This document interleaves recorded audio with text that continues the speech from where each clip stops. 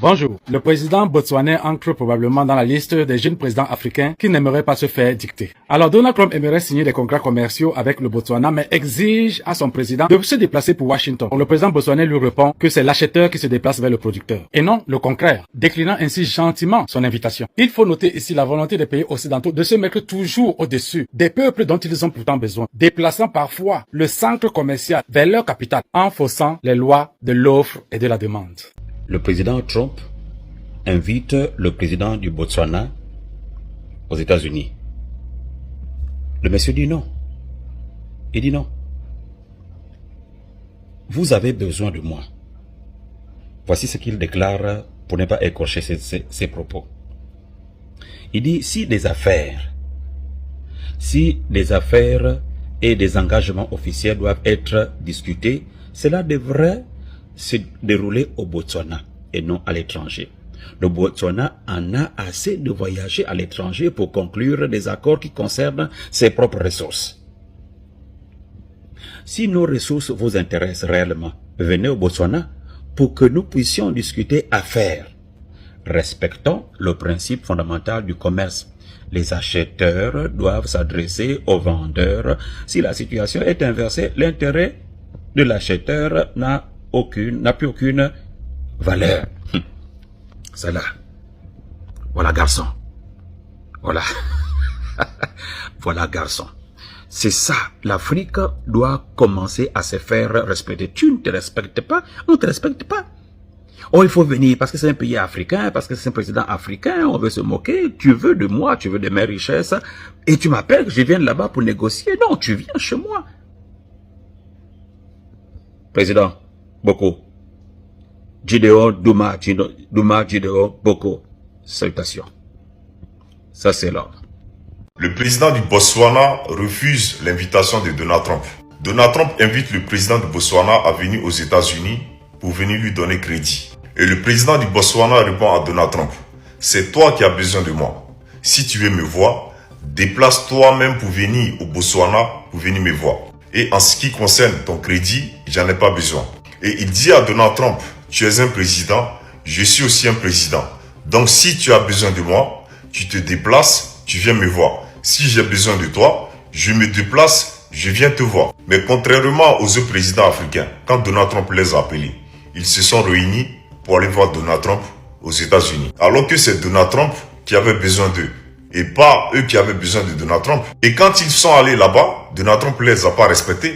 Même en parlant à Donald Trump, ils étaient en train de trembler. Il y a d'autres même qui ont appelé les pays là-bas étant comme petits pays. Pourtant, le pays fait partie de l'un des pays les plus grands du monde. Et ces mêmes présidents-là, ils ont vendu une partie de leurs terres à Donald Trump. Donc, arrivé à un certain moment, il faut arrêter d'être l'esclave des autres. Si les autres ont vraiment besoin de vous, ils se déplaceront pour venir vous voir. C'est comme ça. Donald Trump a appris que le Botswana a découvert le plus gros diamant jamais découvert dans l'histoire de l'humanité et la famille. Oui. En effet, lors des recherches dans les mines du Botswana, un gigantesque caillou de diamant a été découvert, la famille. Donc, d'après les experts, ce diamant, c'est le plus gros diamant jamais découvert dans l'histoire de l'humanité et la famille. Donald Trump a appris ça. Il a appelé son homologue Douma Boko, président du Botswana, pour lui intimer l'ordre de rappliquer rapidement aux États-Unis, venir le rencontrer avec donc avec ce caillou, cette bosse de diamants. Mais c'est mal connaître le président du Botswana, monsieur Douma Boko, la famille. Douma Boko a dit non, que jamais de la vie. Que si toi, tu veux me voir, il dit ça à Donald Trump, que si Donald Trump veut son diamant, il n'a qu'à prendre ses pieds et venir le rencontrer au Botswana. Oui, donc c'est pas le vendeur qui va vers le client, c'est le client qui vient vers le vendeur, la famille. Oui.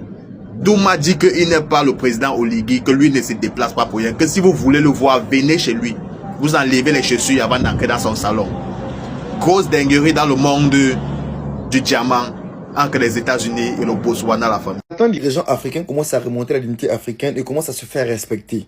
Certes, les pays africains ne sont pas encore des puissances militaires et autres, Mais si on commence déjà à se faire respecter, la dignité commencera à venir et au fur et à mesure que le temps passera, on va nous respecter. Parce que si les gens ne nous respectent pas, on ne pourra jamais être une puissance économique ou militaire dans l'avenir. Tout part de là en fait, le respect et la dignité en fait. C'est le même Trump qui avait dit que les pays africains sont des pays bullshit. Bullshit country. Et tous les dirigeants africains courent derrière Trump, se mettent à genoux devant lui. Ça baisse devant lui comme c'était un dieu. Là, le président du Botswana a dit que si tu veux parler de mes richesses, si mes richesses t'intéressent, déplace-toi des États-Unis, viens, on va en parler chez moi au Botswana. Et c'est de là que tout part en fait, le respect et la dignité. Mais malheureusement, pendant qu'on a cet éveil qui est en train de se passer, pendant qu'on a cet éveil des dirigeants africains qui essayent de faire des choses pour se battre, pour éveiller les populations africaines, pour éveiller leur pays, il y a d'autres dirigeants africains qui se battent pour encore qu'on se tire vers le bas.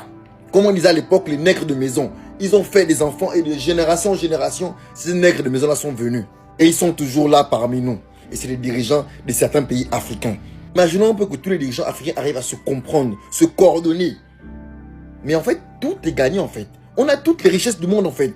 L'uranium, le manganèse, le pétrole, le coton, le cobalt, l'or, le pétrole. On a toutes les richesses du monde. Imaginez une seule seconde qu'on va décider de se mettre seul comme un seul homme, se décider de construire nos pays, devenir des puissances militaires et économiques. Mais en fait, ces gens-là, on ne parlera un peu d'eux en fait. Ils viendront nous supplier à genoux. Et malheureusement, on a encore des dirigeants qui viennent combattre leurs propres frères, qui essaient de s'éveiller. Mais malgré tout ça, on va se réveiller. La patrie ou la mort, nous vaincrons. Partagez massivement la vidéo aux familles.